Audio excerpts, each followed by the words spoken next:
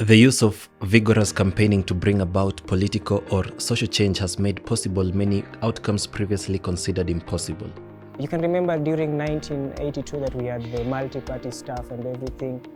It was through the voice of the people that we were able to contain all that. So I think the students can learn from the earlier years. Their voice matters. Through actions, many decisive moments have been birthed.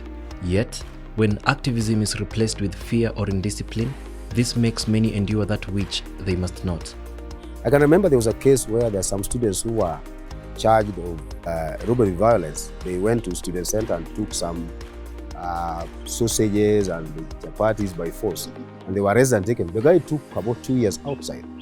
I don't think if the strikes should be violent, because it will be of no help, because eventually they will be bringing more expenses to their parents, because their parents will be forced to come and cater for the damages that the students have done.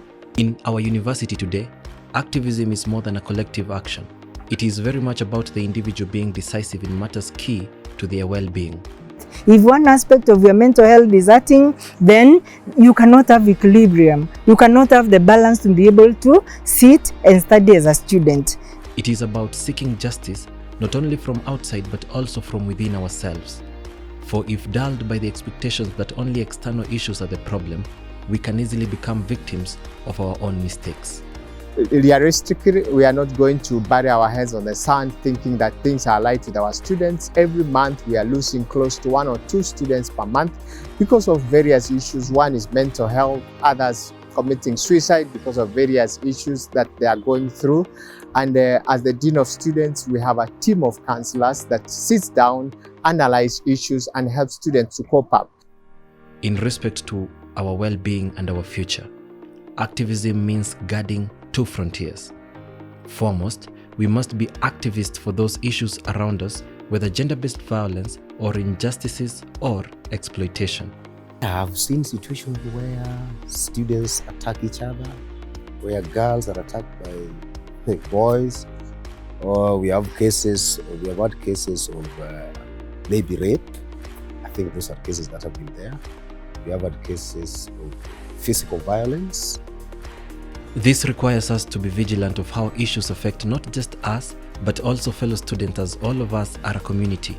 When a student is not well mentally, then definitely that calls for a lot of concern. And here we don't just talk about numbers, because the individual counts, even if it is 1 out of 100. For us, that's very important because we care about each individual at the university. We must also see activism as a self-regulating issue. We must be alert to our internal flaws and the mistakes that this enable. We must guard against compulsive actions that threaten our capacity to enjoy our right or limit the right of others. Do away with actions which make us vulnerable to injustices and aggressions. Always understand that at the end of the day, your rights should not infringe on other people's rights. Because in this country, we have a constitution which guides people's rights. And at the end of the day, what happens is that when you think that you have so much rights, then you find yourself at loggerheads with either University of Nairobi rules and regulations or the government. In a rapidly digital world, activism must rethink our social lives and engender those values which promote our digital well-being. Activism must be responsive to new threats such as online bullying, online risks, and online aggressions. The internet has contributed to the social media. Students can talk online, offline, WhatsApp, Facebook, Instagram, and there's a lot of cyberbullying. There's a relationship created within the Facebook context, and we have seen that because of those social medias, we have seen that if a girl has been disowned by a boy, there is a lot of issues that comes in that have been neglected or denied and all that, and some of commit suicide. And therefore, we have a section that is dealing with the cyberbullying relationship within the social media and how productive or counterproductive the social media can be. Such activism must rethink the importance of shifting attention from activism as an activity reserved for others on our behalf to an activity that we must do ourselves, for ourselves and others. It is a continuous process. To the wrongs that need resistance, to the rights that need assistance, to the future in the distance. Give yourself. There is always a way we can sit down and talk. Let's come reason together and things will work well.